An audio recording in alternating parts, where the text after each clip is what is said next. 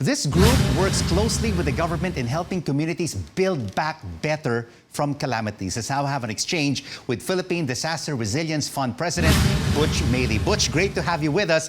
Every year we have more than 20 typhoons. Ondoy and Haiyan hurt us really bad over the past decade, and now you have Rolly. What disaster resilience initiatives are in place to reduce risk reduction?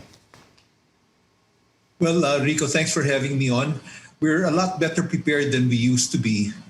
Starting in 2010, the private sector really got more involved. We've now got our own emergency operations center. It's based in Clark. It can monitor the weather. It can look at earthquakes, not just here, but around the world, volcanic eruptions, and we're monitoring the pandemic from there as well. But in addition, the national government has gotten much better in terms of pre-evacuation procedures. So the casualty rates have gone down quite a bit. Before Ondoy, we had no Doppler radars, but after it, we've got 16. So it's quite an improvement. The problem with Ondoy, we couldn't foretell the intensity of the rain at that time. But that's how PDRF was born. But since then, everybody's improved. The Philippines has gotten much better. We have gotten much better in terms of technology. Let's listen now, Butch, to this report of David Santos on how some provinces were badly hit by Super Typhoon Rolly. This was the scene beside Laguna Lake a day after Rolly ravaged Bicol and Calabarzon. Natingin lang ng isda, baka may mabibiling ulam. Residents buying cheap fish from damaged fish pens. Kada po bagyuhan talagang dumadagsa ang tao dito, gawa po ng mga fish pan na nasira. It's a bargain every time the lake overflows. Super Typhoon Rolly is among many disasters that struck southern Luzon this year. Just days after Typhoon Quinta, 9 months after the Taal eruption, and in the middle of the COVID pandemic. Residents are recovering from the devastation as they share their experiences and lessons from the calamity. Medyo trauma po. Sa sobra po kasi hindi po kasi namin bigla ang mararanasan na ganun po agad yung tubig. David Santos, CNN Philippines. Butch, the Philippines is hit by many natural disasters from earthquakes to volcanic eruptions and now typhoons. Apart from the technological innovations that have already been put in place, what is still on your wish list so that we can be more disaster ready in this country? Well, I think the proposed law on a new disaster resilience department is a good idea.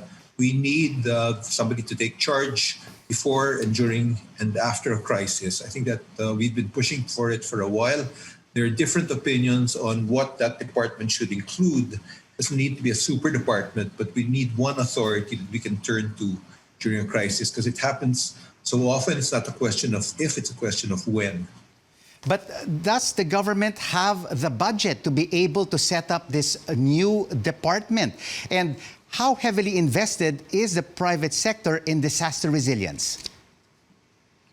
Well, in terms of a budget, the idea is that the cost of not doing something is a lot more than actually setting something up, because we're among the top 3 or 4 of the most disaster-prone countries in the world.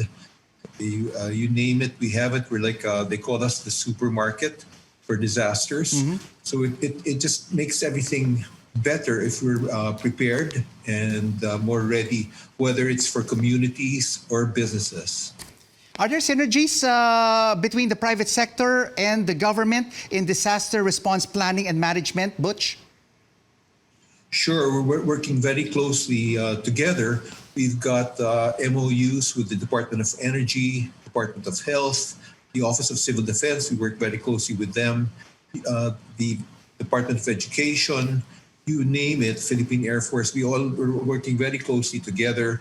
And the idea is, for example, in Super Typhoon Rolly, the Office of Civil Defense asked us for help with logistics in terms of trucks.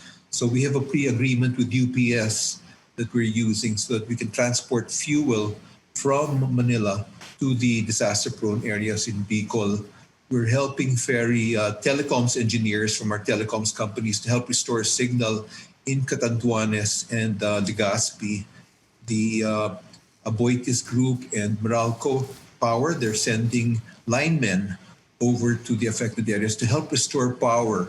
And that's really their core expertise. That's not their franchise area, but it's a matter of getting these agreements in place and getting the approvals of everyone. But we do this, our companies do this. So there's a lot of different synergies because we're in telecoms, water, power, all the key sectors of the economy are essentially private. So it's important for the government and the private sector to work together.